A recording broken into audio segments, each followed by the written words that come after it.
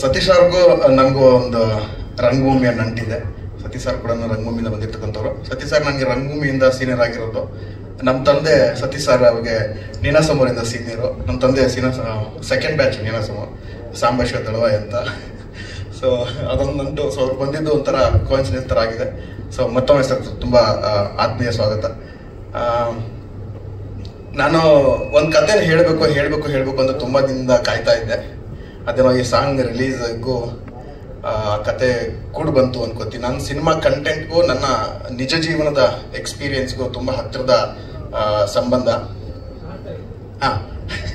ಹೊರತು ಒಂದ್ಸತಿ ಚರ್ಚೆ ಮಾಡಿದ್ರೆ ತುಂಬ ದೊಡ್ಡ ಮಟ್ಟದಾಗಿ ಹೇಳ್ಬಿಟ್ಟಿದ್ದೆ ನಾನು. ಸೊ ಹಂಗಾಗಿ ಸ್ವಲ್ಪ ಶಾರ್ಟ್ ಆಗಿ ಹೇಳಿ ಅಂತ ಹೇಳ್ತಾರೆ. ಆ ಥರದ ಕತೆ ಅದು.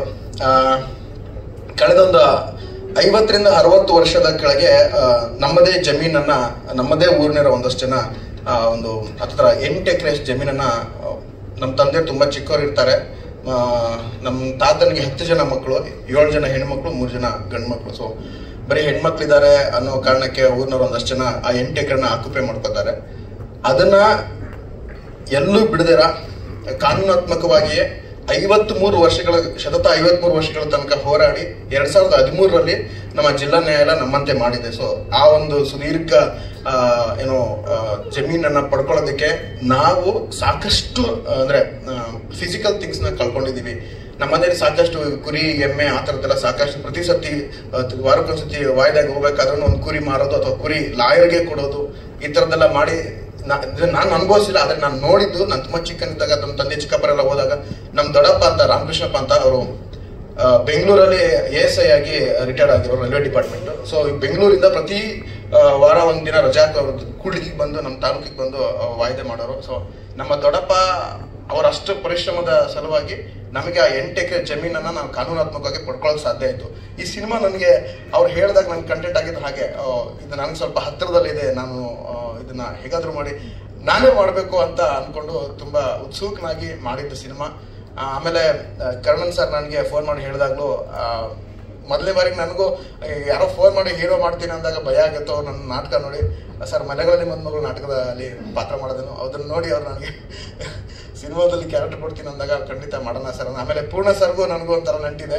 ಪೂರ್ಣ ಸರ್ ಜೊತೆ ನಾನು ಭಾರತ ಭಾಗ್ಯದತ್ತ ಅನ್ನೋ dance, light and sound dance ಡ್ರಾಮಾದಲ್ಲಿ ಅಂಬೇಡ್ಕರ್ ಲೈಫ್ ಹಿಸ್ಟ್ರಿನೇ ಎಂಟೈರ್ 1.5 hour ಡ್ಯಾನ್ಸ್ ಮೂಲಕನೇ ನರೇಟ್ ಮಾಡ್ತೀನಿ. ಸೊ ಹಂಗ ಮೂಲಕ ನನಗೂ ಪೂರ್ಣ ಸರ್ಗೂ ಒಂದು ನಂಟಿದೆ.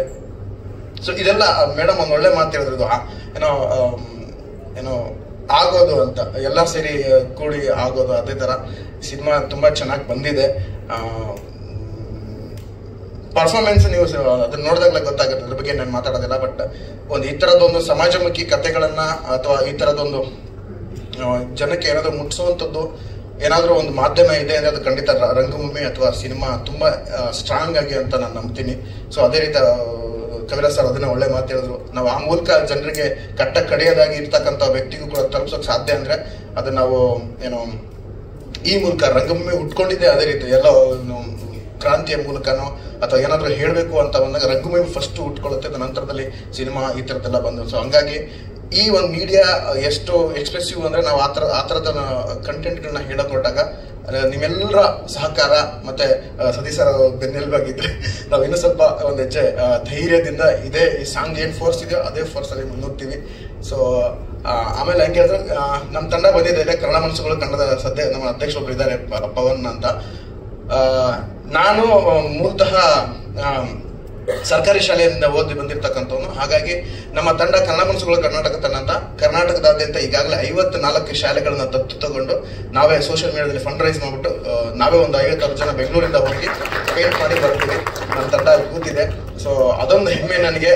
ಕನ್ನಡದ ಕೆಲಸದ ಜೊತೆಗೆ ಸಿನಿಮಾ, ರಂಗಭೂಮಿ ಒಟ್ಟೊಟ್ಟಿಗೆ ಮಾಡ್ತಾ ಏನೋ ನಮ್ಮ ಕೈಲಾದಷ್ಟು ಅಳಿಲ್ ಸೇವೆಯನ್ನ ಮಾಡ್ತಾ ಇದ್ದೀವಿ. Satish sir, thank you so much. ನಮ್ಮಂತ ಹೊಸ ಪ್ರತಿಭೆಗಳಿಗೆ ಸಪೋರ್ಟ್ ಮಾಡೋದಕ್ಕೆ ಬಂದಿದ್ದೀರಾ. ಸೊ ನಿಮ್ಮ ಸಪೋರ್ಟ್ ಯಾವಾಗ್ಲೂ ಇದೇ ತರ ನಮ್ಮ ಜೊತೆ ಇರಬೇಕು. ಅಂಡ್ ಕವಿರಾಜ್ ಸರ್, ನಾನು ಫಸ್ಟ್ ಟೈಮ್ ಸಾಂಗ್ ಕೇಳಿಸ್ಕೊಂಡಾಗ್ಲೇ ತುಂಬಾ ಖುಷಿಯಾಗಿತ್ತು ನನಗೆ. Thank you so much. ತುಂಬಾನೇ ಅದ್ಭುತವಾಗಿ ಬಂದಿದೆ ಲಿರಿಕ್ಸು. ಇನ್ನು ನಾನು ತುಂಬಾ ಥ್ಯಾಂಕ್ಸ್ ಹೇಳ್ಬೇಕು ಅಂತ ಅನ್ಸೋದು ಪೂರ್ಣ ಸರ್. ಸೊ ಫಸ್ಟ್ ಮೂವಿನಲ್ಲೇ ನನಗೆ ತುಂಬಾ ಚೆನ್ನಾಗಿರೋಂತಹ ಸಾಂಗ್ ಕೊಟ್ಟಿದ್ದೀರಾ, ಏನು ಕರ್ಮ ಅಂತ.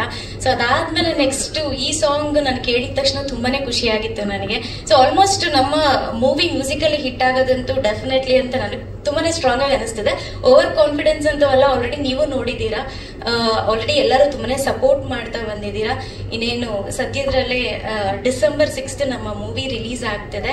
ಸೊ ಇದೇ ರೀತಿ ನಿಮ್ಮೆಲ್ಲರ ಸಪೋರ್ಟ್ ನಮ್ಮ ಜೊತೆ ಇರಬೇಕು. Thank you so much.